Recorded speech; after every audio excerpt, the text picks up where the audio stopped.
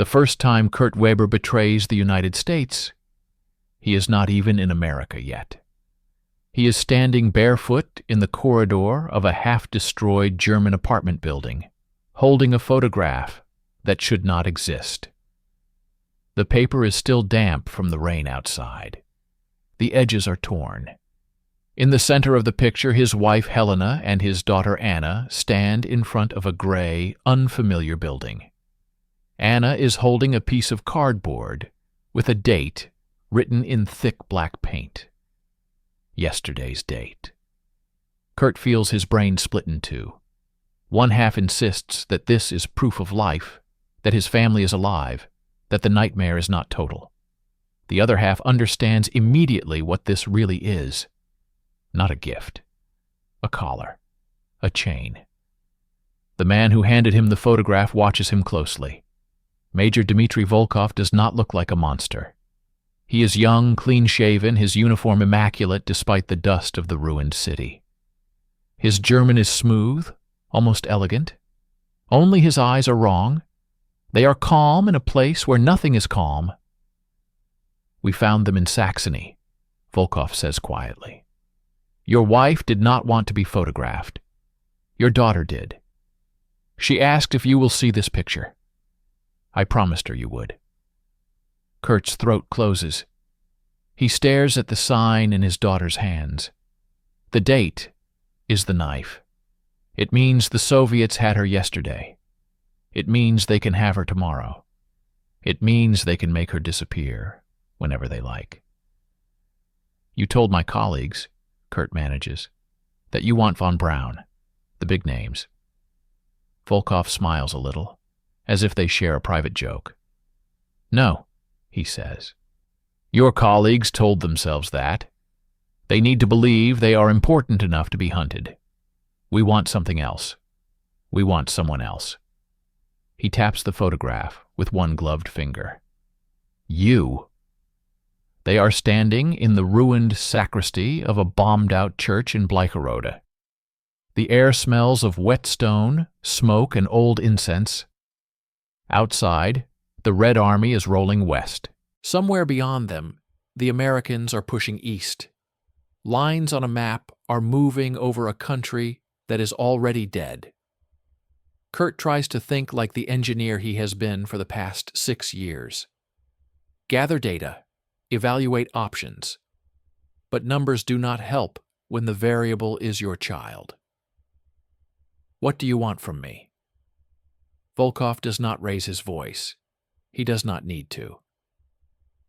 "In a few days, maybe in a few hours, the Americans will reach this town. They will knock on your door. They will offer you a new life. They will put you on a list with a nice English name. Paperclip. They will move you across an ocean and give you a bed, food, maybe even a house in a place with palm trees. They will think they have won." He takes a step closer. Kurt can see a faint line on his cheek, an old scar that makeup could not hide. "You will let them win," Volkov continues. "You will smile. You will be grateful. You will work very hard. You will help them build rockets for their new war. And while you do that, you will work for us." Kurt laughs once, a dry, broken sound he does not recognize as his own. "You overestimate me. I am not Werner von Braun. I am not Dornberger. I did not decide where the rockets fell. I only—" He stops. The word "only" hangs in the air like a bad joke.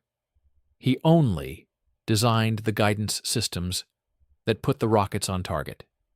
He only made the calculations that made it possible for steel and explosives to find streets full of civilians with terrifying accuracy. Volkov tilts his head. "You are modest, Dr. Weber. That is good. Modest men are easier to hide.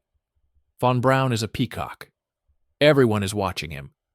No one watches the man in the second row." He leans in just enough for Kurt to smell tobacco and cheap Soviet cologne under the wet concrete smell of the church. "We do not want a hero. We want a ghost." Kurt looks down at the photograph again. Anna's braid is slightly crooked. Helena's hand is on her shoulder, fingers tense even in the frozen image. They both look straight into the camera, as if they can see through the lens, through the film, through the envelope, into this ruined sacristy, and into his eyes. "What if I refuse?" Kurt asks. The question is almost automatic, a formality. Both men know the answer, but it has to be said out loud to become real. "What if I go to the Americans and tell them about this meeting? Tell them about you?" For a moment, Volkov says nothing. He simply studies Kurt's face. Then he reaches into his coat and pulls out another photograph, smaller, blurred. He holds it up for a second, just long enough for Kurt to see a ditch, muddy boots, a hand sticking out of the dirt. Then he slides it back into his pocket. "Do you know how many people died in this country in the last 4 years?" Volkov asks. "In mine, I mean. 20 million? Maybe more. Do you know how many of them had faces I remember?" He taps the pocket with the second photograph. 2 or 3. He nods at the picture of Helena and Anna. "Now your family is in that number. Very few, very important, very easy to lose. It is not a threat. It is a statement of procedure, something he has done before and will do again." Kurt feels his knees weaken. He takes a step back and bumps into the broken stone of the wall. His hand finds a shard of stained glass on the floor. The edge cuts his palm. He barely feels it. He looks at his own blood smeared on the photograph when his fingers tighten. Volkov notices.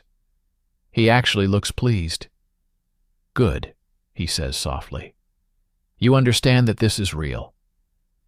Silence fills the sacristy. Somewhere above them a piece of roof gives up and collapses with a dull thud.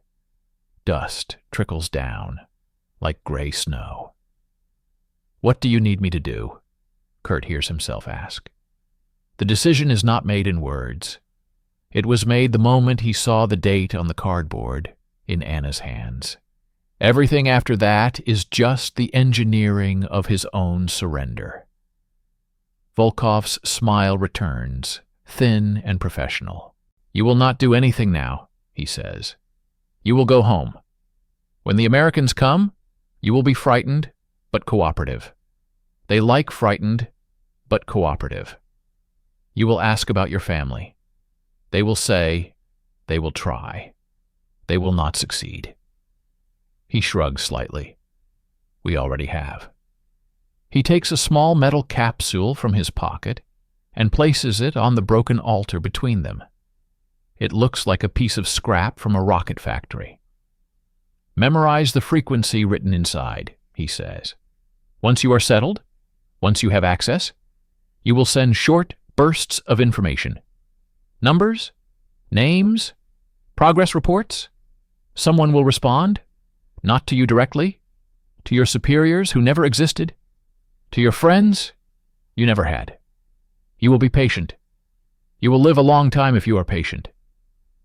Kurt stares at the capsule, then at the photograph in his bloody hand. His voice, when it comes, sounds like it belongs to someone else. "And if I try to trick you? If I send you lies?" Volkov's eyes finally harden. The mask of polite conversation slips a fraction of an inch. "Dr. Weber," he says, "we have your daughter's school records. We know which piano pieces she plays badly. We know that your wife is allergic to penicillin. We know the full name of the neighbor who sometimes brings them bread." He pauses. When he speaks again, his voice is almost tender. "You are an intelligent man. Do not make me prove it." Later, Kurt will not remember leaving the church. He will not remember walking through the rain back to his apartment. All of that will dissolve into a blur. What will stay sharp is the moment he closes his front door behind him, leans his back against the wood, and slides down to the floor, still clutching the photograph. He retches until there is nothing left in his stomach. Then his body keeps trying, dry, violent spasms that leave him shaking and drenched in sweat. When it finally stops, he presses the picture flat on the floor with both hands, as if trying to push it through the boards and out of existence. Hours later, when his pulse has slowed and his hands have stopped trembling, he stands in front of the cracked mirror in the bedroom. His face looks older, his eyes look wrong. He studies himself the way he used to study blueprints, searching for flaws. The man in the mirror is Dr. Kurt Weber, age 42, guidance engineer from Peenem, loyal servant of the Reich, now defeated. A man who tells himself he never had a choice. He knows that is a lie. The choice was simple: his family or his soul. He chose his family. The price is everything else. The knock on the door comes at dawn. 3 rapid hits, the sound of knuckles on cheap wood, not the heavy board pounding of German police, not the deliberate rhythm of Soviet boots, a different tempo. American. Kurt feels his heart start to race again, but this time there is no panic. Panic is for men who still believe they can escape. He already knows that every path from this moment leads into the same darkness, only at different angles. He opens the door. Captain Robert Morrison looks like he stepped out of a recruiting poster. Clean uniform, clear blue eyes, a practiced, easy smile. Behind him, 2 soldiers with rifles and helmets, relaxed, but ready. The hallway smells of damp plaster and cigarette smoke. "Dr. Weber?" Morrison asks in clumsy German. "Kurt Weber?" Kurt nods. His mouth is dry. He thinks of Volkov's instructions, frightened but cooperative. "Yes," he says. "That is me." Morrison's smile widens. "We have been looking for you, Doctor. The United States Army would very much like to offer you a position, protection, food, work in your field, and later, perhaps, a chance to start a new life in America." The word America hits Kurt like a physical object. It is not a country now. It is a target, a place he will help and harm at the same time. "My family," he says, because he has to say it. "My wife, my daughter, they are in the Soviet zone. Can you help?" For the first time, Morrison hesitates. He glances at one of the soldiers, then back at Kurt. The smile dims, but does not disappear. "We will do what we can," he says. "But you understand, Doctor, the Soviets, the situation is complicated. We cannot promise anything." Kurt lets his shoulders sag. He looks down, lets the silence stretch just long enough to be believable. Inside, something cold and precise is taking notes. He has just confirmed what Volkov already told him. The Americans will not get Helena and Anna back. They will try, maybe. They will fail. And so every secret he gives them will be shared with the men who hold the photograph with yesterday's date. "I understand," he whispers. "I will come with you. I will help you. I have nothing else." Morrison reaches out and squeezes his shoulder. The gesture is meant to be reassuring. "You are making the right choice, Doctor. This war is over. It is time to build something new." Kurt packs quickly. There is not much to take. A few clothes. A notebook with equations that mean nothing by themselves. He slides the photograph of Helena and Anna into the notebook, between 2 pages full of numbers only he can read. In the cracked mirror by the door, he sees himself one last time.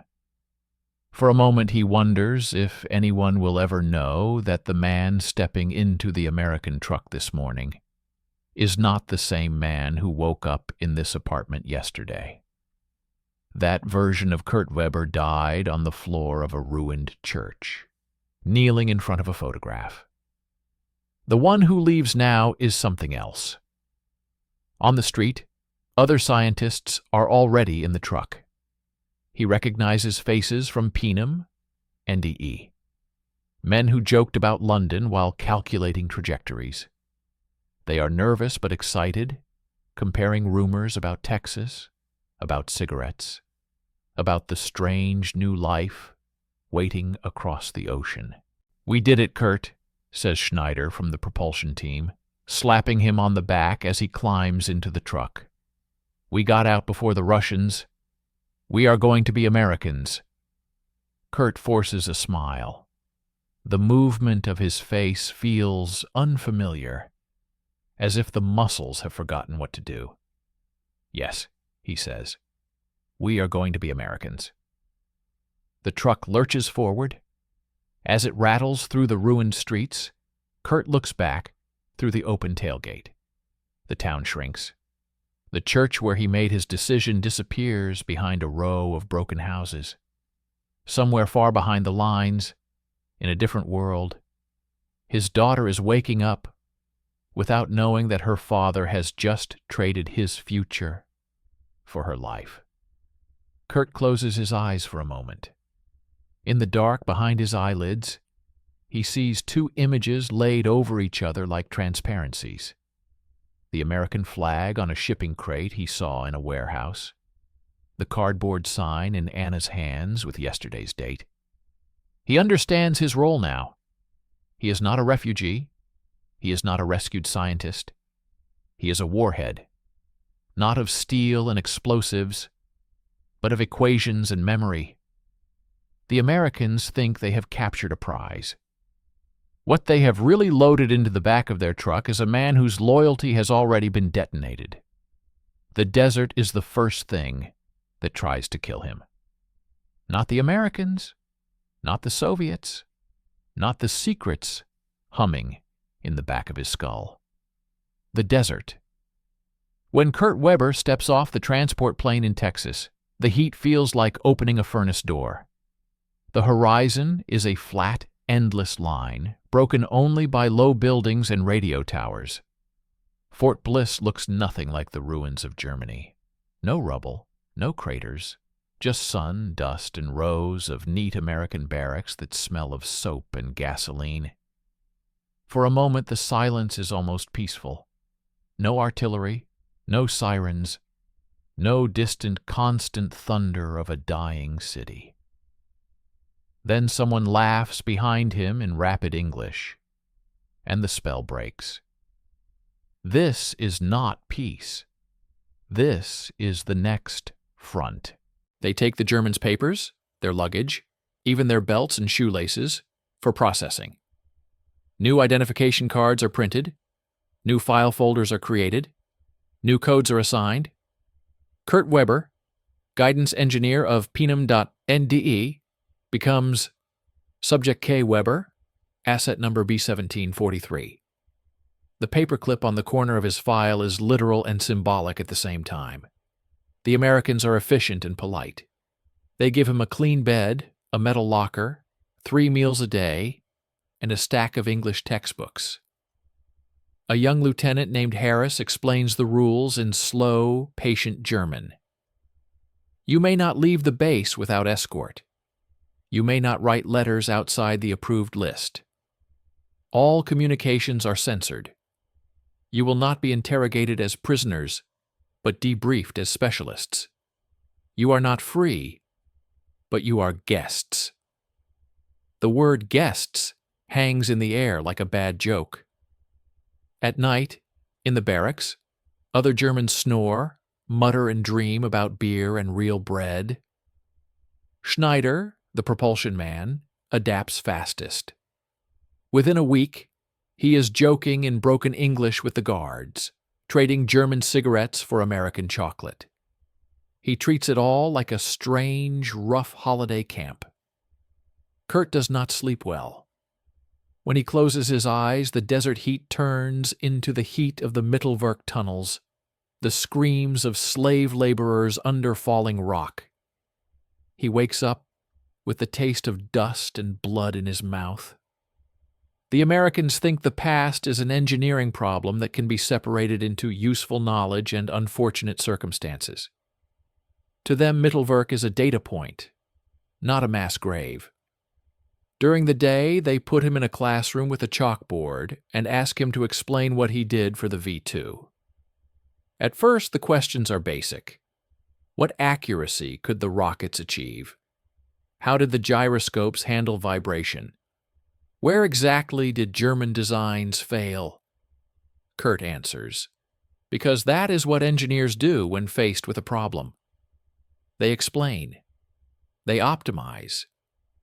The chalk in his hand feels familiar. Equations on the board are safe territory. They are numbers, not people. The American officers nod, take notes, whisper among themselves. One of them, a civilian in a cheap suit with a military haircut, never introduces himself. He just sits in the back, watching. He never asks about guidance or inertial frames.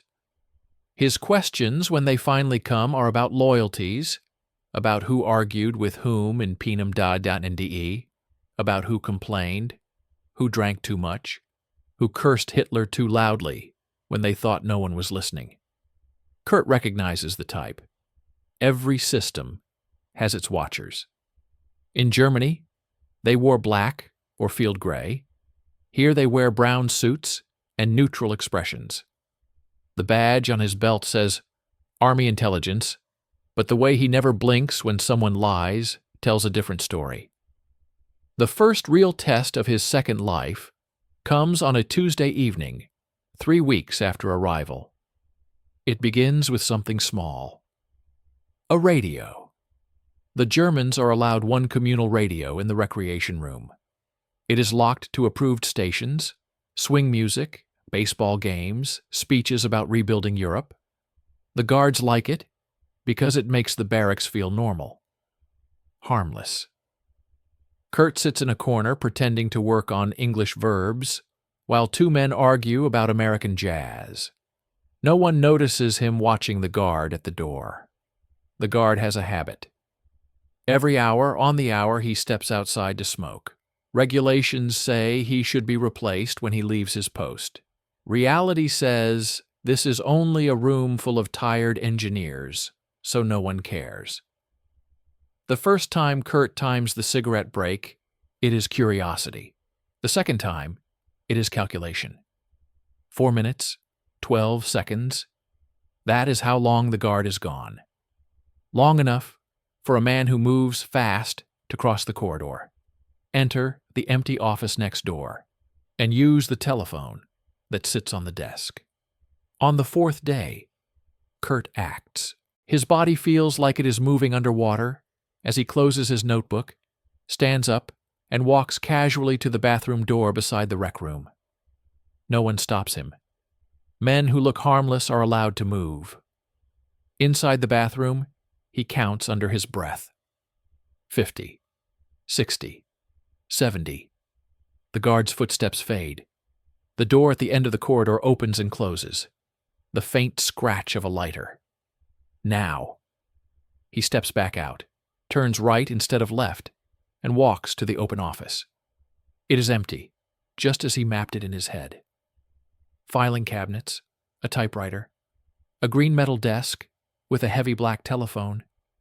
The window is open a crack, letting in hot, dry air that smells of dust and oil. His hand hesitates over the receiver for a heartbeat. Once he picks it up, there is no way back to being just a guest. There is only the role Volkov wrote for him in a ruined church. Ghost.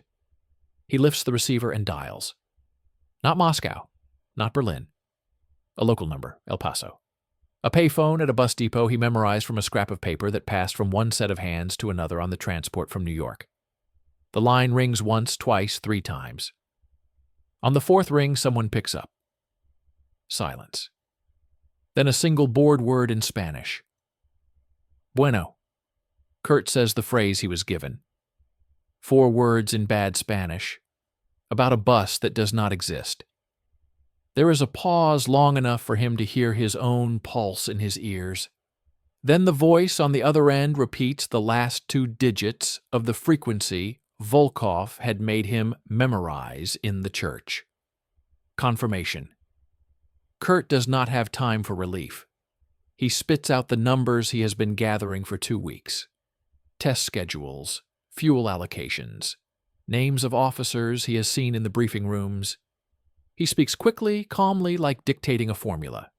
No adjectives, no opinions, only data. When he finishes, the voice on the line does not say thank you, does not say goodbye. It simply clicks off. The connection is dead. That, too, is confirmation. No one on his side will ever reassure him. That is the design. Maximum deniability, minimum trace. He hangs up and walks back to the rec room. The entire operation takes 2 minutes, 38 seconds. The guard has 1.5 cigarettes left outside the door. No one looks up when Kurt returns. The radio plays big band music. Someone laughs at a joke in a language Kurt barely understands. He sits down, opens his English book again, and realizes his hands are perfectly steady. The shaking, the vomiting, the panic of Germany are gone. In their place is something colder and more dangerous. He has just committed treason on American soil, and his pulse is slower than it was during his first debriefing. That night he dreams not of tunnels and falling rock, but of numbers sliding into place, vectors, trajectories, payload masses. But now in the margins, new variables creep in. The distance from El Paso to the Mexican border, the range of a shortwave transmitter, the interval between patrols at the fence on the south side of the base. Within months, Kurt's value to the Americans becomes obvious. His lectures are no longer for junior officers with notebooks. They bring in serious men now. Colonels, civilian experts from companies whose names mean nothing to him yet. General Electric, Convair, Redstone Arsenal representatives. They argue over charts, over budgets, over launch ranges in the Pacific.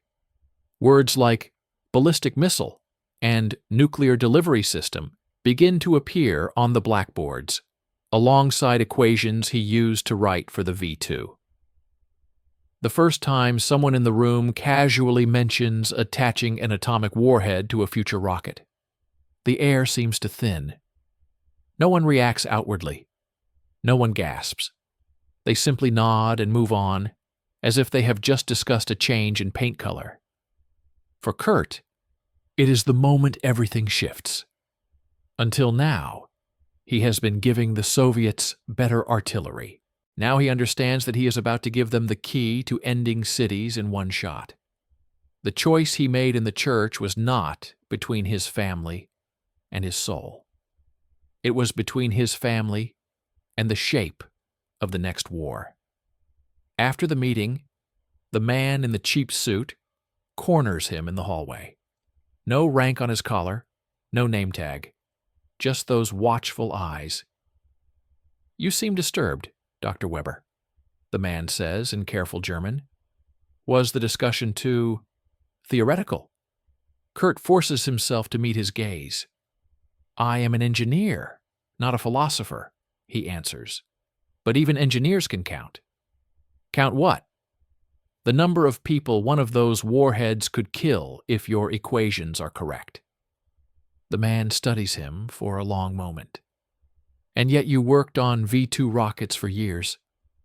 Kurt feels the old reflex rising, the excuses he has heard his colleagues rehearsing in the barracks.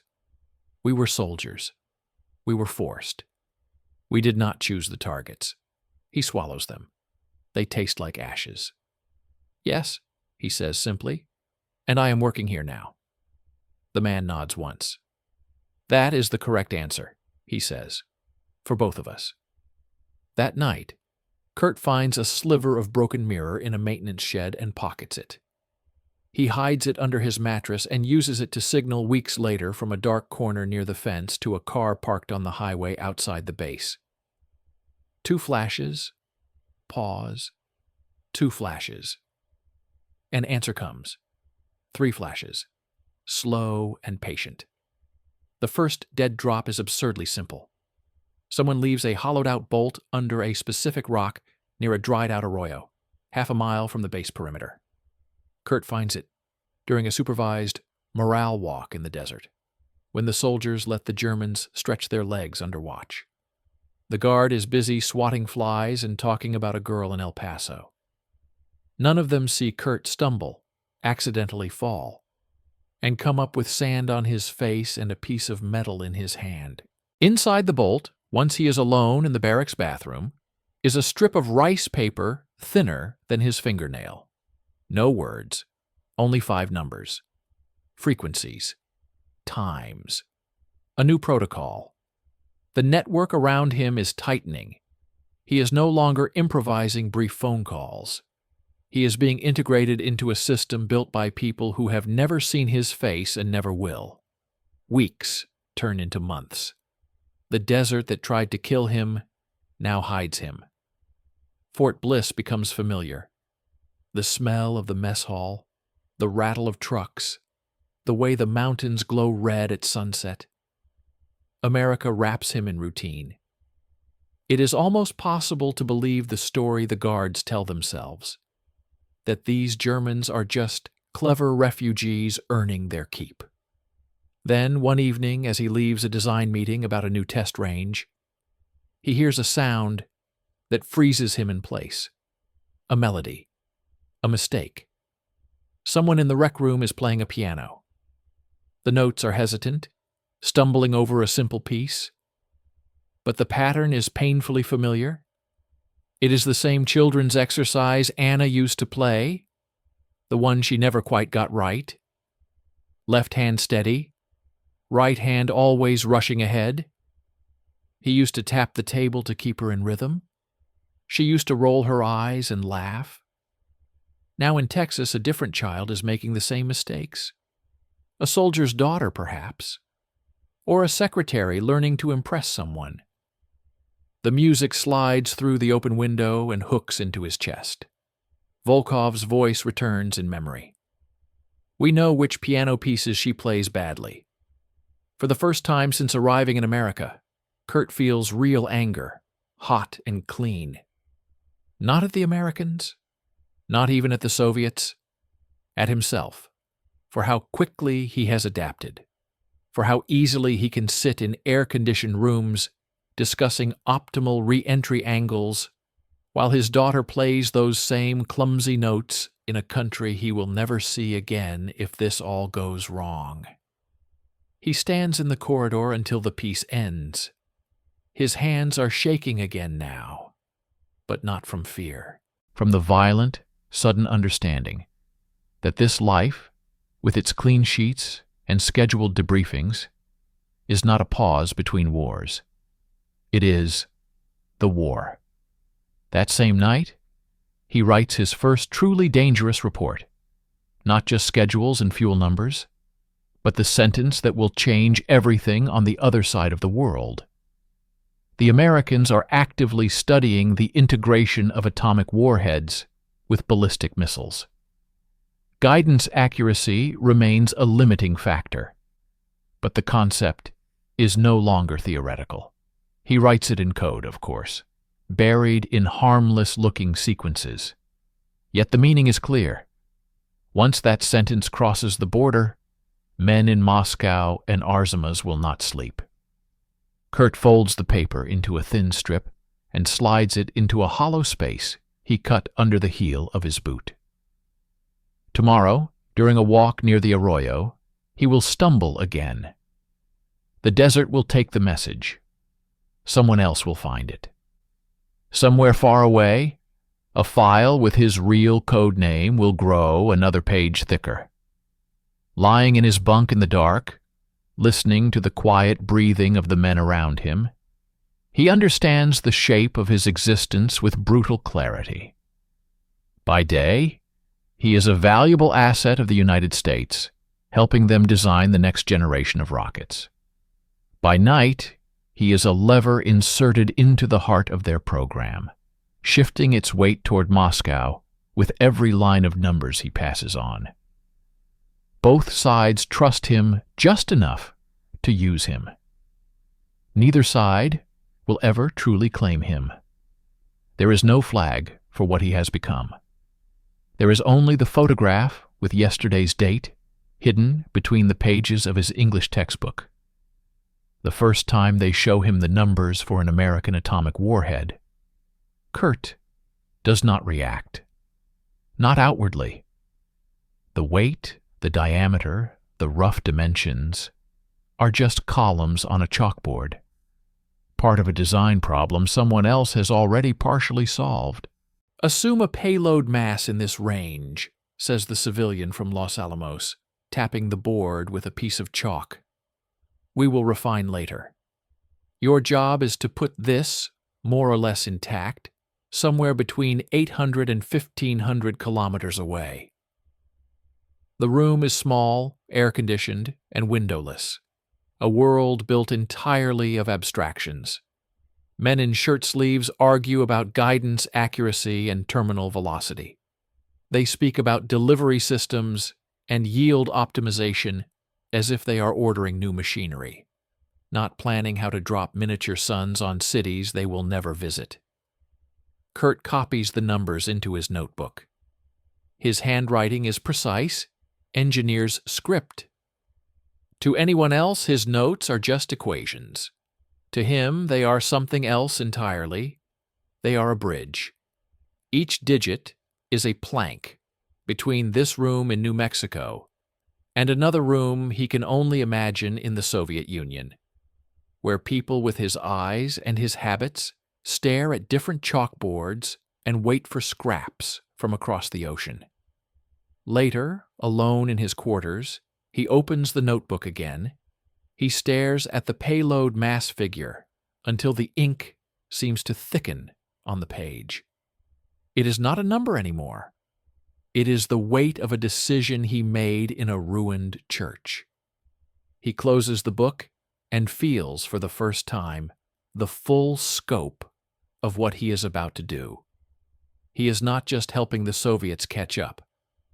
He is helping them decide how big their rockets have to be to carry their own warheads, how strong the engines, how thick the tanks, how ambitious they can afford to be. In Pnum.NDE, the warheads were conventional. Now the unit of measure is cities. The next drop has to carry more than schedules and names, it has to carry this. He waits 3 days. Not because he is hesitating, but because the pattern must look natural. A report too soon after a major briefing is suspicious. A gap makes it safer. In those 3 days, he does the other thing the Americans now depend on him for. He works. The new project on his desk has a name that sounds harmless, almost playful. Project Hermes. Officially, it is about testing German rocket technology with American resources. Unofficially, it is a series of steps towards something that does not yet have a name. A ballistic missile that can leave the atmosphere and return with a warhead heavy enough to erase a city. They ask him about re-entry heating, about structural loads, about what failed in the V2 when it pushed too hard. He answers in detail. He knows where German designers guessed and where they cheated. He knows which materials cracked first, which valves froze, which welders would drink and miss a defect that would later tear a rocket apart at 20 kilometers up. Every honest answer he gives the Americans is also a gift to the men on the other side, because the questions themselves are information. If the United States is worrying about re-entry, that means they are thinking beyond Germany's short-range weapons. It means the race is already global, even though no missile has yet flown that far. On the 4th day, A sandstorm rolls in from the desert. The sky turns the color of dirty copper. Visibility drops. Operation slow. Guards hunch in their jackets and curse the grit in their teeth. It is the kind of weather that makes people careless, because all they can see is the discomfort in front of their eyes. Kurt walks with a small group of Germans and 2 American escorts along the perimeter road. Fresh air, the sergeant calls it, though the air tastes like sand and metal. The others complain about the wind. Kurt counts steps from the last watchtower in his head. 100, 200, 3. At 340 paces, there is a shallow depression in the ground. To anyone else, it is just another scar in the desert. To him, it is a coordinate, burned into his memory, from the last radio instruction sent in short, sharp bursts on a frequency the Americans do not monitor. "Careful," he says aloud, stumbling, as if the wind has pushed him. He goes to one knee, just long enough to slide his hand under the loose edge of a flat stone. His fingers close on something small and hard.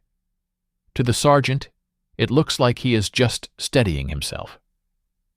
To Kurt, it is a relay point in a chain that stretches across continents.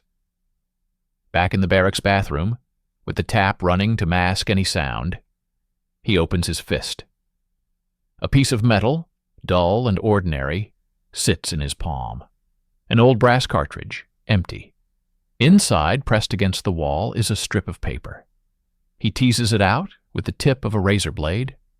Letters and numbers in tight, almost feminine handwriting. No names, no signatures, only instructions.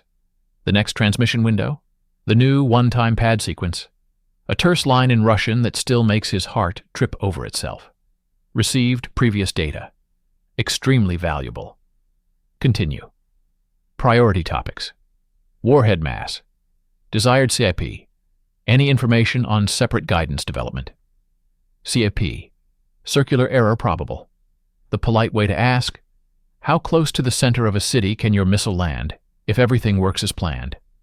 That night, he uses a scheduled debriefing as cover. The Americans have taken him to an office with a typewriter and asked him to write a summary of PNM.NDE command structure. They leave him alone to work, the door closed but not locked. Once upon a time, he might have taken that as a gesture of trust. Now he understands it as something else. Overconfidence.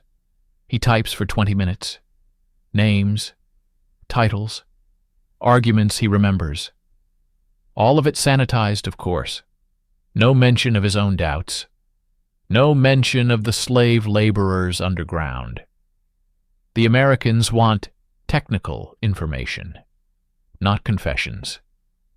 When he hears footsteps fade in the corridor, he stops typing and reaches under the desk.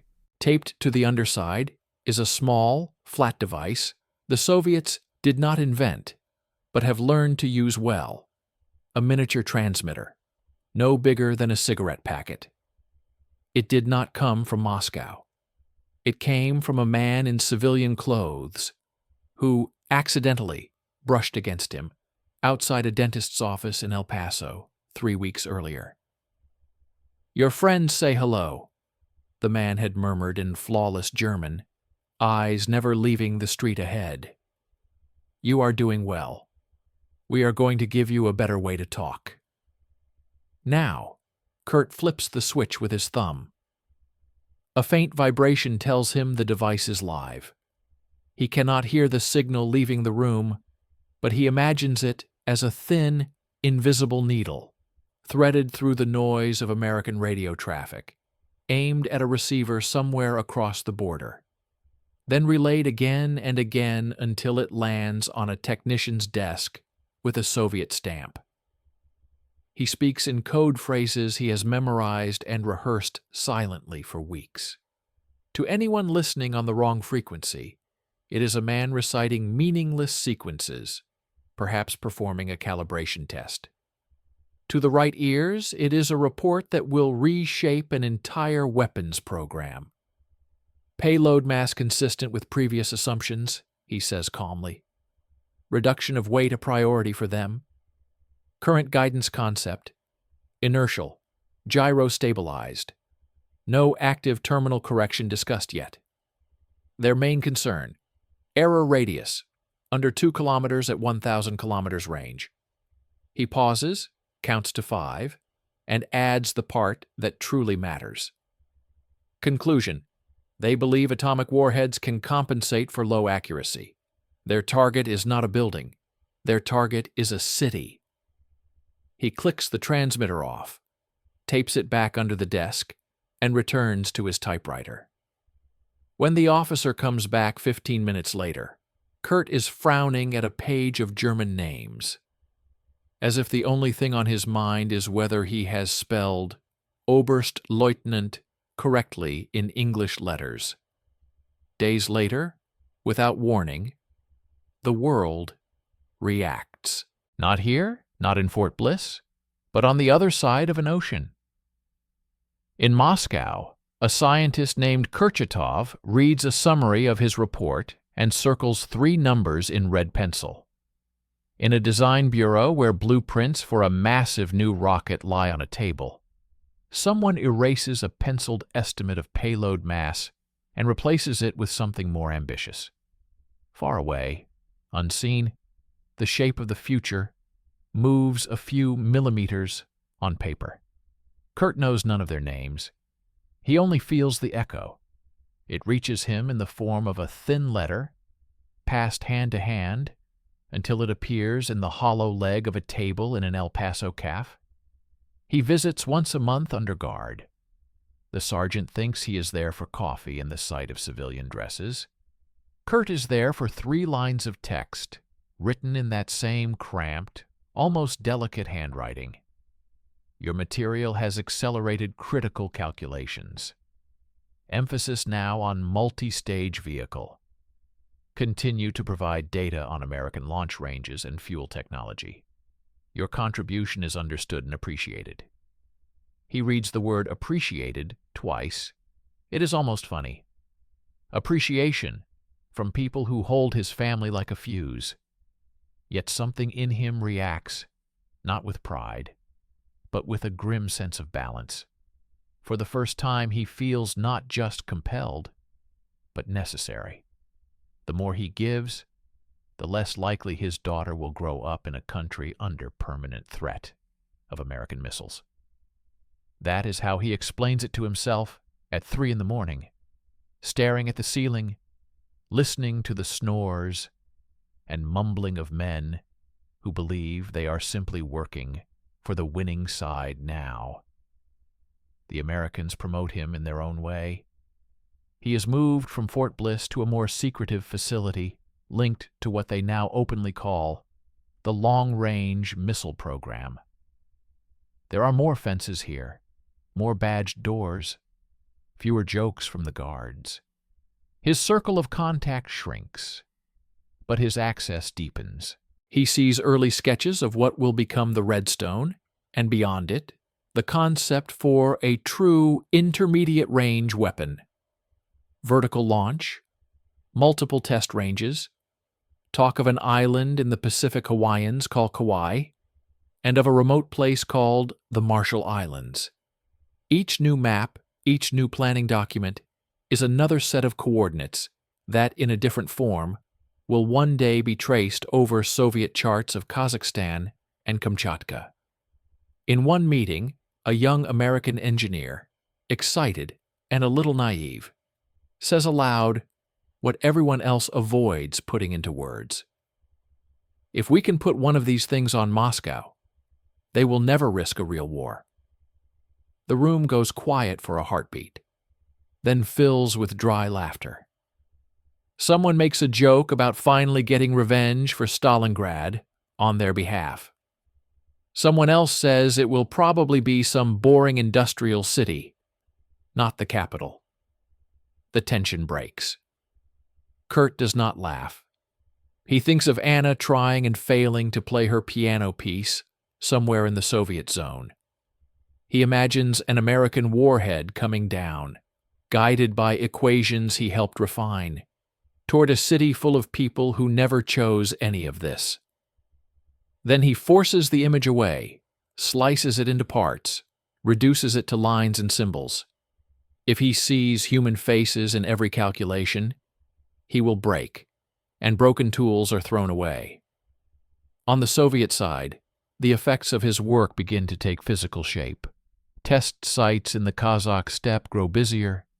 Designs for a heavy rocket, impossible without knowing what kind of warhead it must lift, become bolder. What would have taken an extra year of guesswork now takes months. The path to something like the R-7 straightens by increments too small for newspapers, but large enough to terrify any historian who might one day trace them.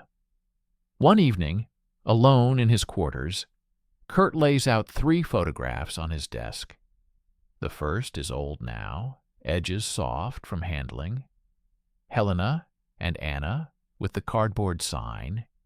Yesterday's date from a lifetime ago. The second is new, smuggled through a chain he can no longer fully picture, delivered in a hollowed-out Bible meant for a different German scientist entirely. It shows Anna a few years older, standing in front of a school with Cyrillic letters on the wall. Her hair is shorter. Her smile is smaller. But she is alive. The third photograph is not of a person. It is a grainy aerial shot from an American reconnaissance briefing, a test crater in the Nevada desert. An atomic blast, ground level. A blackened circle where nothing living could have survived. The caption at the bottom lists the yield and the radius of observable destruction. Someone has underlined the radius figure in red pencil. He arranged the 3 photographs side by side. Child, child, hole in the earth, family, future, void. He understands, finally and completely, that there is no version of this story where he does not damn himself. If he stops feeding the Soviets, he helps the Americans keep a monopoly that will make his family's life a question of Washington's moods. If he continues, he helps build a world in which both sides can erase each other. Mutual safety through mutual threat. Mutual survival through permanent terror.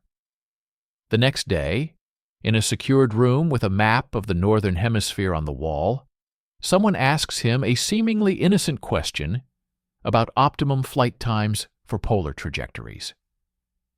If we go over the Arctic, the colonel says, can we shave off minutes to target? Kurt answers automatically, drawing lines on the map, calculating curves in his head. He does not say what both sides will one day know in their bones, that those minutes, cut or not, will be the margin in which entire governments decide whether the world ends today or tomorrow. That night, he prepares another report for the people who own the second photograph on his desk. He includes the thing they asked for explicitly, the approximate weight and configuration of the American warhead, the margins they are designing for, the error they consider acceptable because the blast will make up the difference. He does not editorialize. Secrets travel cleaner, without opinions attached. On the last line of the coded message, just before the sequence that means end of transmission, his hand pauses. For the first time, he adds something that was not requested. Soviet program must assume Americans will reach operational missile capability with atomic payload before 1955. Recommend acceleration of your own heavy lift designs. Delay will be existential, not tactical. It is not loyalty. It is not ideology. It is the twisted, desperate logic of a man who has decided that a balance of horror is the least terrible outcome available to him. If one side can end the world alone, they might be tempted to. If both can, perhaps neither will dare. When he finishes enciphering the message, He burns the original sheet in the tiny sink, grinding the ashes into the metal with his thumb until the letters are nothing but gray smear. The smell of burnt paper fills the room. For a moment he imagines it is something else burning. Bridges, names, his own reflection. He opens the drawer and takes out the first photograph again. Anna, 9 years old, gap-toothed, cardboard sign with yesterday's date. He studies it, and for the first time, the memory that comes with it is not just the cold hand of Volkov on his life. It is the knowledge that, in ways she will never understand, his daughter's existence is now welded to the trajectories of rockets and the schedules of test ranges on 2 continents. Kurt Weber went into the war as an engineer, a man who believed problems could be solved by rearranging parts until the system behaved. In 1949, sitting in a small room in an American base, surrounded by stolen numbers and borrowed loyalties, he finally understands that he has become something else. Not a soldier, not even a spy in the romantic sense of the word. He is part of the guidance system for the Cold War itself. In 1953, America throws a parade for itself. On the black and white screen in the corner of the officers' club, senators shake hands in front of a new missile mock-up. Brass bands play. Reporters talk about unmatched American power and the dawn of a safer century. The word Redstone appears at the bottom of the screen for the first time in public. Kurt watches from a table in the back, a glass of something brown and American in his hand. The other engineers cheer when the announcer repeats the phrase, "Weapons that will keep our families safe." Someone claps him on the shoulder. "That is your baby up there, Weber. You and the other Peenum.Denda boys. Without you, they would still be throwing bombs out of airplanes like it is 1943. He smiles on cue. On the screen, a gleaming white cylinder, with United States painted down the side rolls slowly past the camera. It looks clean, harmless, like a monument, not a weapon. He knows better. He has seen the numbers. He has seen the test footage that will never air on television, the slow arcs on tracking cameras, the brief, bright blossoms when dummy warheads hit the desert. He knows exactly how far a real one will go when they stop calling it a test article and start calling it operational.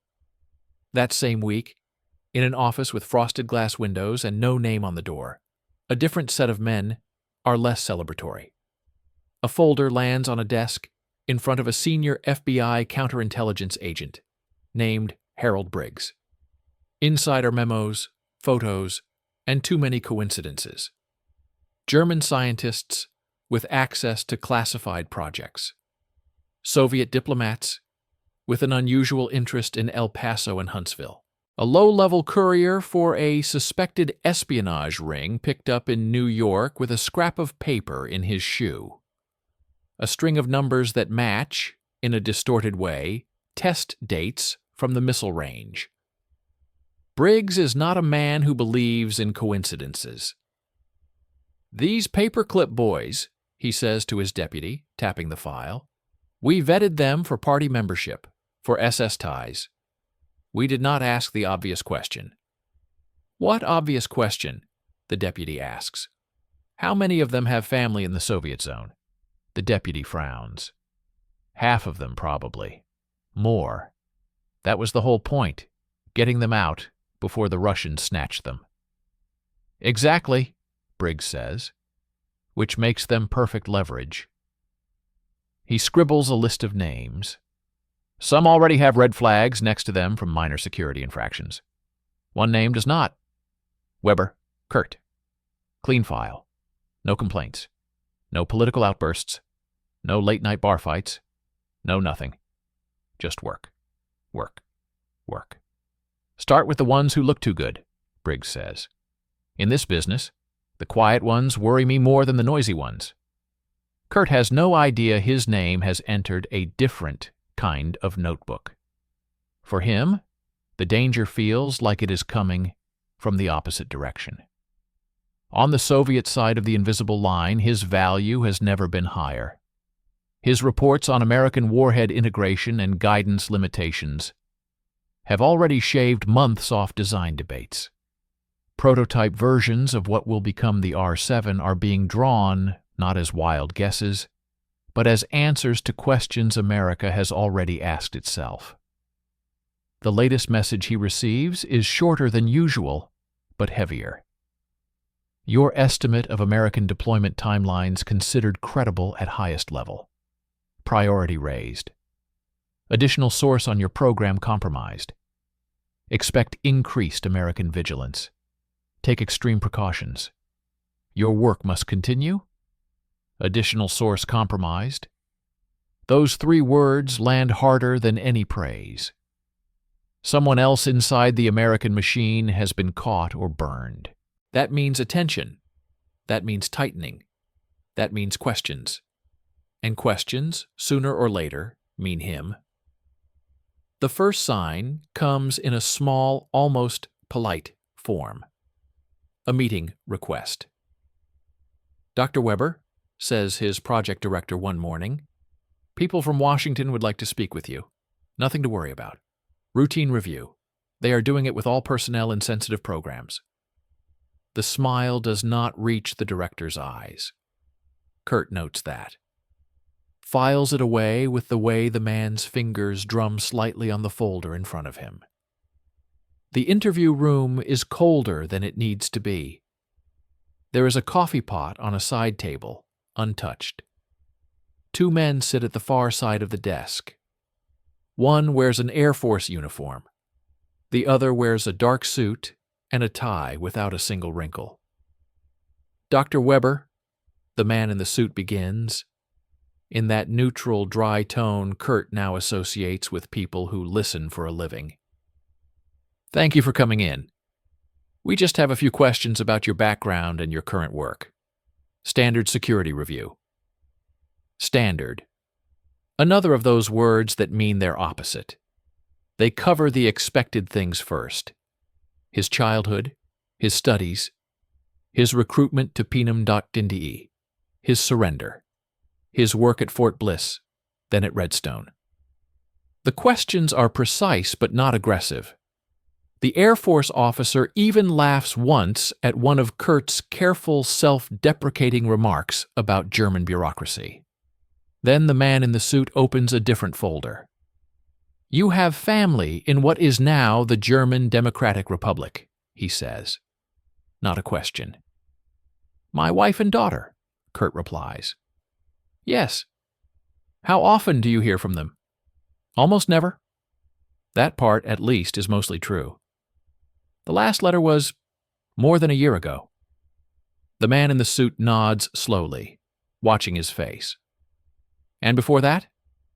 Before that, nothing for a long time. The Soviets control the mail. I am sure you know that better than I do. The officer writes something down.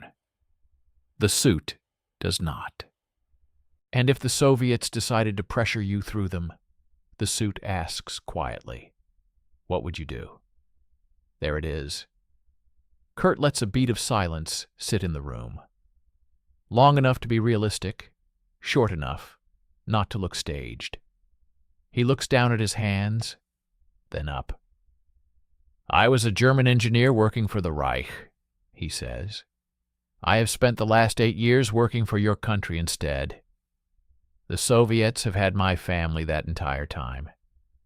If I were going to break because of that, I would have done it long ago. It is a risky answer.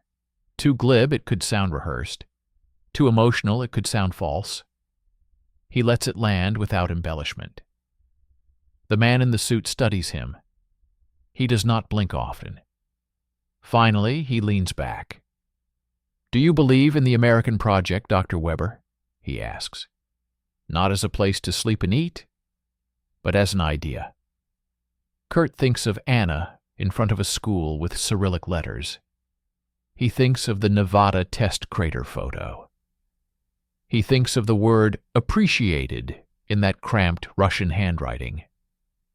I believe, he says slowly, that if your country had lost the war, I would now be answering similar questions in Moscow.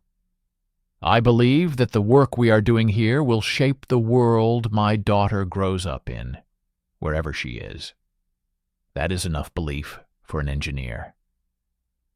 The Air Force officer looks faintly amused.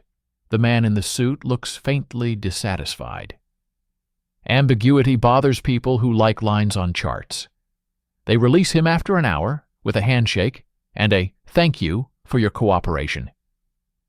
As he steps into the corridor, he sees another German walking in, pale and sweaty. The door closes behind him. For a second, Kurt hears the faint scrape of a chair being pulled back. Then nothing. That night he does not transmit. For the first time since the church, he deliberately holds back. Not because he intends to stop, but because he understands that the game has entered a new phase. In chess terms, the opening is over. Pieces are developed. The middle game has begun. In this phase, you do not make predictable moves. Weeks pass. The witch hunt, as some Americans grumble over coffee, gathers speed. Committees in Washington demand lists. Journalists shout about traitors in laboratories and communists in Hollywood. Most of it is noise, some of it is not. An engineer in another division disappears quietly after a closed hearing. Officially, he has been reassigned. Unofficially, his name stops being spoken in the cafeteria. Men who once boasted about their access now lower their voices when they discuss work outside secure rooms. For Kurt, the irony is brutal. The louder America screams about hidden enemies, the safer he is, because no one suspects the quiet man who has already sat through their questions and walked out with his badge intact.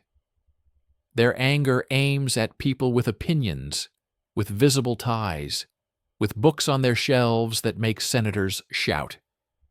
No one ever asked him what books he reads. They only asked what equations he writes. On the Soviet side, patience wears thin. Messages become sharper. Operational risk accepted. Your hesitation noted. Confirm continued capability. Without updated data, strategic decisions compromised. He sits with the latest strip of code in his hand, feeling the familiar box close around him. On one side, a country that holds his daughter. On the other, a country that holds his life, both demanding, both suspicious, both believing the same quiet, tired man belongs entirely to them. The breaking point comes on an ordinary evening in his own living room. By now, Kurt has what American officers call a good life: a small house near the base, a car, a refrigerator that hums with post-war confidence, an American wife, Susan, whom he married in an attempt to look more settled, more rooted. She is kind, smart, and better at English than he will ever be. She believes the version of him he shows her. A man haunted by the past, but grateful to have been given a second chance. They are sitting on the couch, the television murmuring a comedy show neither of them is really watching. Susan is knitting something that may one day be a sweater. Kurt is pretending to read a technical journal. On the screen, the program cuts to a news bulletin. Grainy footage of a cloud rising over the Pacific.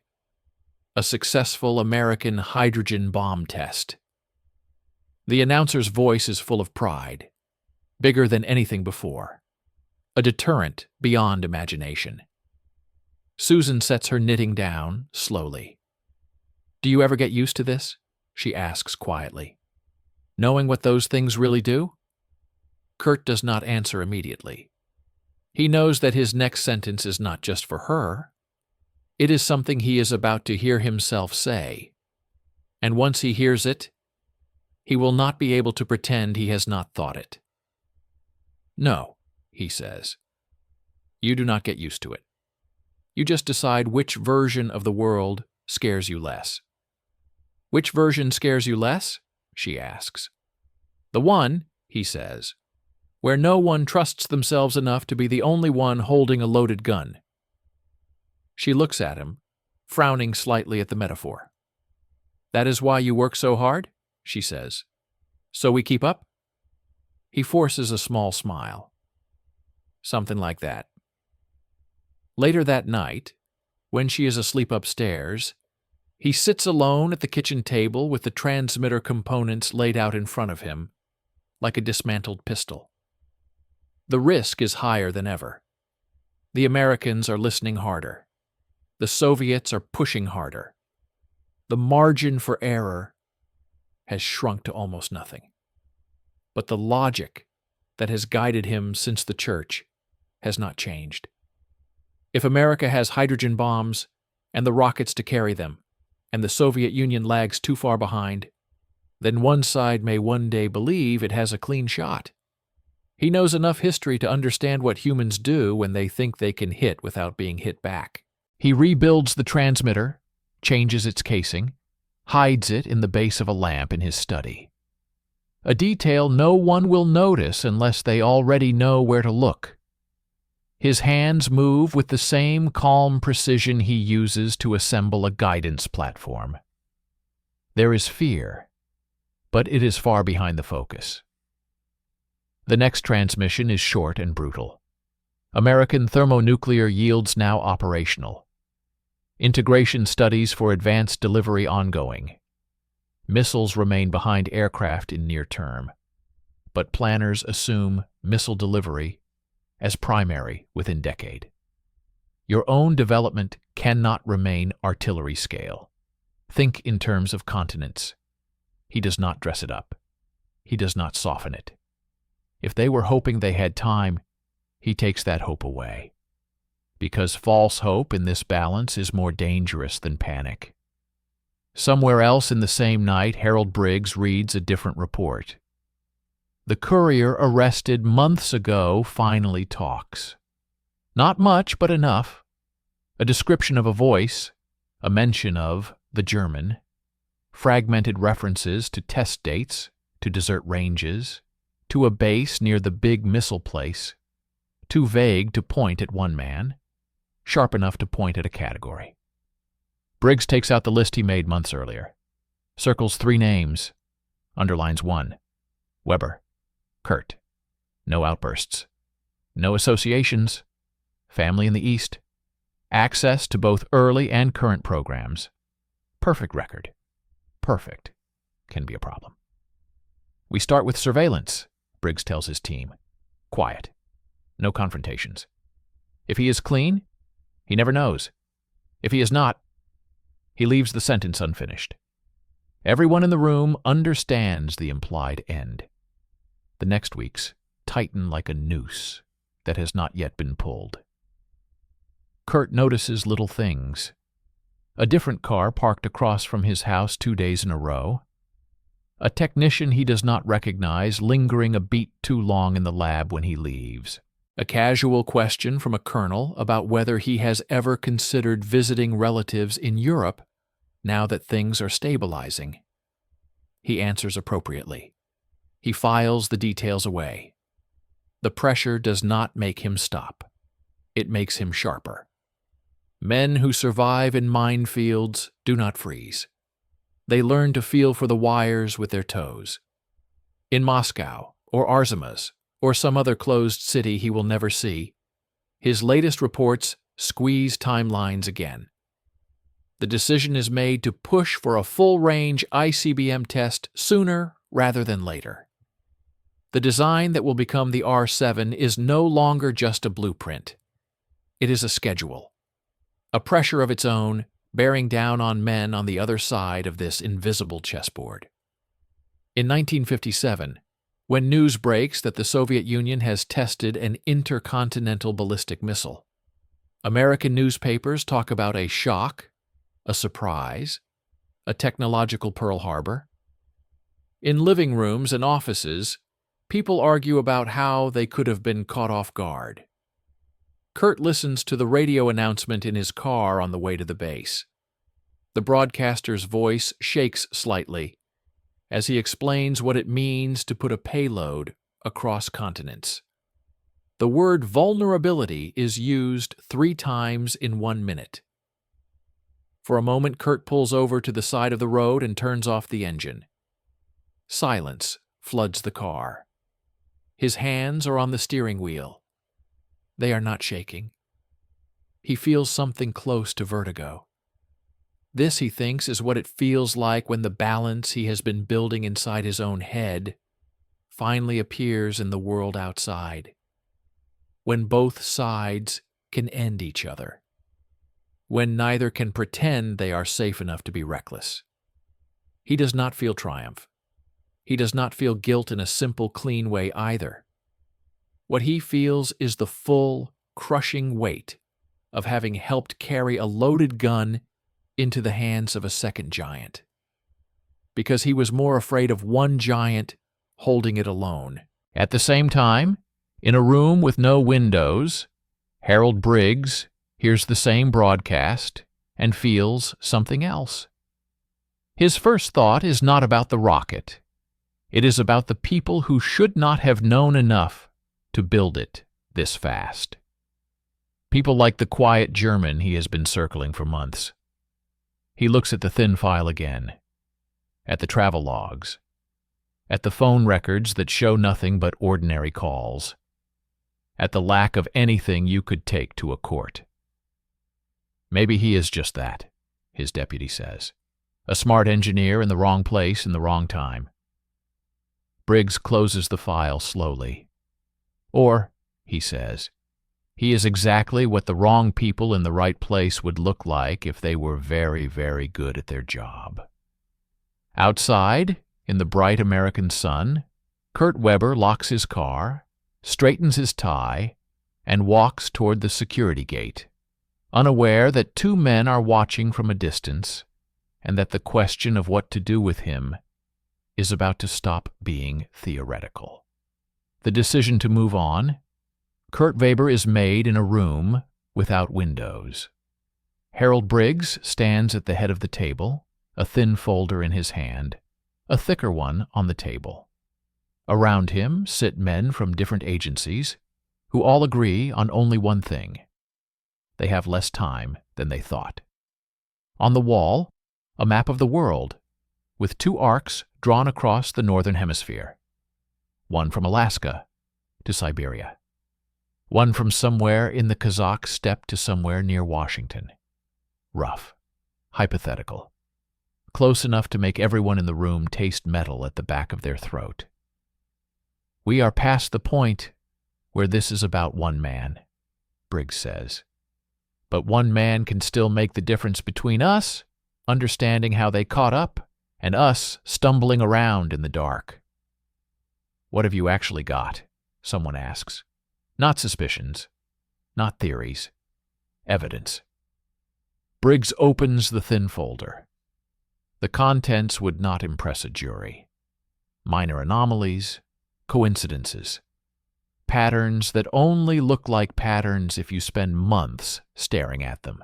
Phone calls from base offices that do not match scheduled debriefings. Trips to El Paso that coincide with known meetings of suspected couriers. A single, grainy photograph of Weber's car parked 3 streets away from a Soviet cultural attaches building in New York on a day when, officially, he was at a conference. Circumstantial? Another man says. Briggs nods. Circumstantial and ugly. Our job is not to wait until he hands plans for a warhead to them in a paper bag. Our job is to make sure that never happens. What if you are wrong? Someone else asks. What if he is exactly what we say he is in public? A reformed German helping us stay ahead? Briggs looks down at the older photo of Weber in the file, the one from when he first arrived. Thinner, haunted, less practiced at smiling. Then, Briggs says quietly. "We will have ruined one innocent man's life to protect millions. I can live with that easier than the other way around. The vote is not unanimous. It does not have to be." The thicker folder is pushed toward him. The label on it is simple. Weber, Kurt. Actions authorized. They do not arrest him at work. That would be dramatic. Messy. They choose the quieter option. It happens on a Thursday evening in the soft light of a suburban street. Kurt is carrying a bag of groceries from his car to the small house he now shares with Susan. The air smells of cut grass and gasoline. Children are riding bicycles. A dog barks somewhere. It is the kind of scene American politicians talk about when they say what they are defending. A black sedan he has seen twice before rolls to a stop at the curb. Two men get out, one in a suit, one in a plain shirt. No uniforms, no drawn guns. The suit is vaguely familiar in the way all men of that profession become when you have lived under watch for years. "Dr. Weber," the man in the suit says. "Harold Briggs. We have met briefly." Kurt sets the bag down carefully. A paper carton of eggs tilts, but does not fall. "My wife is inside," he says. "She will be taken care of," Briggs replies. "We would like you to come with us. There are things we need to clear up. It is in your interest to cooperate." Kurt almost laughs at that. "My interest," he repeats, tasting the words. "You are a little late to worry about my interests, Mr. Briggs." Susan appears in the doorway, wiping her hands on a dish towel. Her eyes go from the car to the men to her husband. She understands something is wrong, but not what. "Is everything all right?" she asks. Kurt looks at her and realizes that whatever happens next, he cannot let her step into this. "Go back inside," he says gently. "It is work." She hesitates. Their eyes meet. There is a moment when he could say more, when he could tell her to pack a bag, to run, to disappear under some other name. But where? Into whose arms? Under which flag? She nods and steps back instead. The door closes. The sound is very small. In the car, no one speaks for the first 10 minutes. The road unspools ahead of them in the headlights. Kurt watches the familiar landmarks slide past and feels the world narrowing to the width of the back seat. When Briggs finally talks, his tone is almost conversational. "You have been a valuable asset, Doctor. No one disputes that. But valuable assets can also be dangerous." "Like rockets," Kurt says. "Useful, until they land in the wrong place." "Exactly," Briggs replies. "We have reason to believe you might be pointed at the wrong place. The interrogation room is not in some cinematic secret prison. It is just another office, deeper in the base, with thicker walls and no windows. There is a table, 2 chairs, a tape recorder. The banality is its own kind of pressure. They start with the same questions as before. Background, contacts, thoughts about the Soviet Union. Difference is in the rhythm now. They circle faster, return to things he already answered, dig for inconsistency. "You were in New York last year for a conference," Briggs says. "There is a gap in your schedule, 2 hours unaccounted for." Kurt shrugs slightly. "I walked. Cities are different when you have not seen one that is not ruined." "You were seen near the Soviet mission?" "I was seen near a lot of buildings. It is a city." "Have you ever been approached by Soviet agents since arriving in the United States?" "Yes," Kurt says calmly. Briggs blinks. It is the last answer he expected. "When?" he asks. "In 1945, Kurt says. "In Germany, before your people flew me here." Briggs leans forward. "And since then?" Kurt looks him in the eye.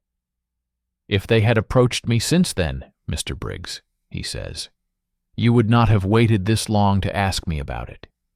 You would have men with guns instead of a tape recorder. It is a calculated insult to their competence. It works in a strange way. No one in that building wants to admit they might have missed something big. So, for a moment, they hesitate to press the point that would force them to. Why did you not tell anyone about the original contact? The second interrogator asks. Because I wanted to live, Kurt replies. Because I wanted my family to live long enough for your country and theirs to decide which one would kill us slower. Pick whichever answer makes you less angry. It goes on like this for hours. Questions. Answers. No smoking gun. No confession. No name he can give them that they do not already have. By midnight, they know two things with certainty. First, that this man is very good at telling the truth, just short of where it would kill him. Second, that they cannot actually prove anything that would stand up in a court, or even in the kind of closed tribunal where proof is mostly theater. They are left with the thing men like Briggs hate most. A risk they cannot quantify or cleanly remove. In another room, behind a one-way mirror, a colonel asks the quiet question, can we keep him under tighter watch and still use him? Briggs shakes his head slowly. You keep a man like that close, you give him more to tell them. You cut him loose, maybe he runs straight to them. Either way, he is a loaded gun in a crowded room. So what do you recommend? Briggs looks at Kurt on the other side of the glass. He does not see a villain. He sees an equation he cannot solve. We take him out of the room, he says. They do not execute him. This is not that kind of system, not in this context. They do something in some ways worse. Officially, Kurt Weber is reassigned to a lower-level position, away from anything sensitive. A teaching role. Training younger engineers on basic principles that are already widely known. The paperwork calls it a necessary restructuring of project staff.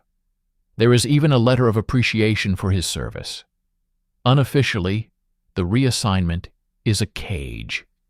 His clearance is downgraded. His access card stops opening the doors that matter. The flow of information he once stood in the middle of narrows to a trickle. At home, he tells Susan it is politics, that younger Americans are being moved up, that it is inevitable for a foreigner to be sidelined eventually. She believes him because it fits what she already knows about the world, because the alternative is unthinkable. At night, the house feels smaller. On the Soviet side, his sudden silence detonates like a small bomb. Channels that used to light up with his data go dark. Requests bounce back unanswered. Analysts stare at calendars and realize that a pattern of reports that once mapped neatly onto project milestones has stopped just as a major American reorganization is underway. The message he finally receives, months later, is the most dangerous kind. Status unclear. Suspected compromise. Do not attempt contact. Operational asset considered burned. Higher priority to preserve network than individual. You will not be approached again. You will not be approached again. There it is. The end of one of his lives in a single, cold sentence. He reads it in the bathroom of a government building, tears it into tiny pieces, and flushes it away. It feels less like a betrayal than like the closing of a door that was always meant to slam shut on his fingers eventually. In the years that follow, history moves on without asking his permission. The missile programs he once fed and sabotaged in equal measure grow into towering rockets that carry not only warheads, but satellites, and eventually, men. The same mathematics that once calculated the optimal way to deliver destruction are repurposed to draw neat arcs for television commentators as they marvel at space-age triumphs. He watches the first Soviet satellite launch from his living room, the glow of the television painting his face in gray. The announcer's voice is strained, trying to sound calm, as he explains what it means that they have reached orbit first. Susan sits beside him, hand over her mouth. "I thought we were ahead," she whispers. "I thought, with everything you did." Kurt keeps his face carefully still. Being ahead, he says, has never lasted long for anyone. A few years later, he watches his adopted country send a man into orbit, then to the moon. Each rocket that rises from a launch pad in Florida or Kazakhstan carries with it a sliver of his younger self, buried somewhere in the design heritage, in a line of code, in a tolerance band on some inertial platform. He is not in any of the photographs on the walls of museums.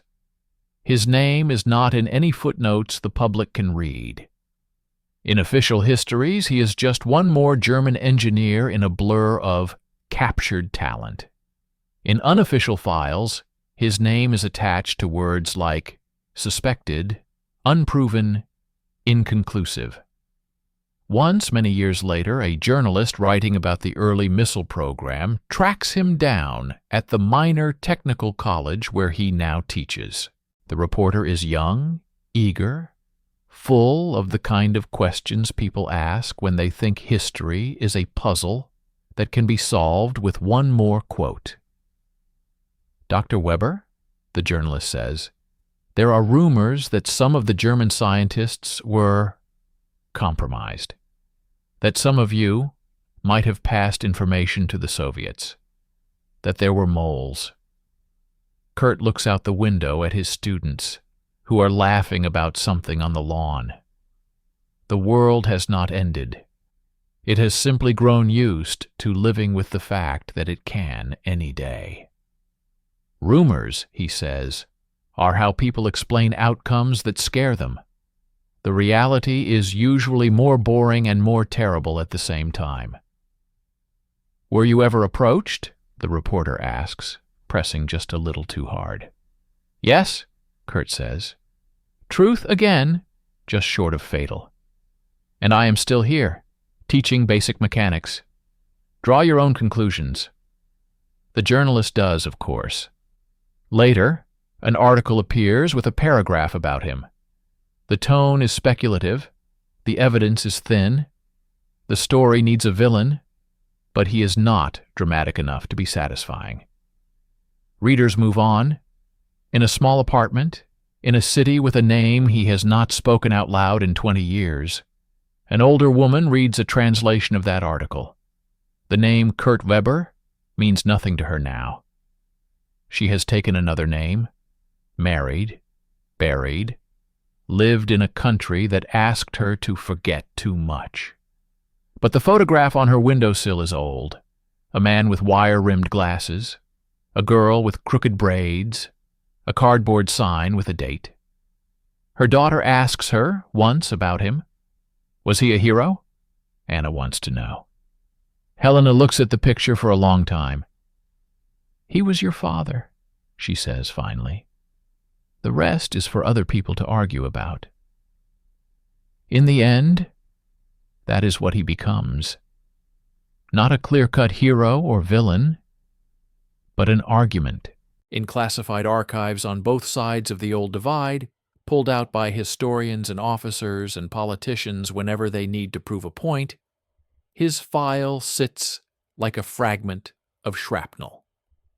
To some, he is evidence that their vigilance was justified. To others, he is proof that the Cold War turned ordinary men into components in machines too big for them to understand. For Kurt himself, in the quiet years, the verdict is simpler and harsher. He knows that without him, the arms race would still have happened. The physics demanded it the moment the first atom was split. If he had died in a bombing raid in 1944, other men would have drawn other lines on other chalkboards. But he also knows that with him certain questions were answered faster.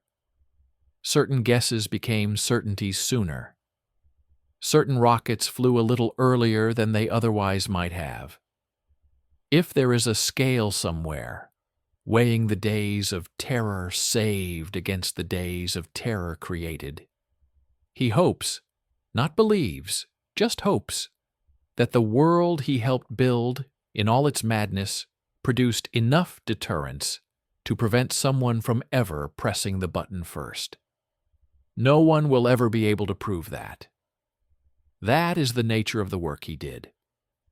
On his last night teaching, long after the Cold War has been renamed and reframed by people who were children when he was making choices in ruined churches and desert offices, he walks through an empty lab. There is a model rocket on a stand, built by students for a competition. It is small, harmless, a toy with good aerodynamics and bad paint. He runs his hand along its side and feels for a second the echo of real metal under his fingers, the vibration of engines, the weight of warheads measured in megatons. Then he lets it go. The younger man who locks up the lab behind him thinks he is just an old teacher, heading into retirement. The security guard at the gate barely glances at him as he drives away. Somewhere, in some forgotten cabinet, his reassignment notice still sits, yellowed and dull. Kurt Weber goes home. He was the perfect double agent of the early Cold War, and almost no one will ever know for sure. The country he betrayed and the country he served both survived by learning to live under the shadow of each other's rockets. The rest of the world did too. That was his legacy. A stalemate written in contrails.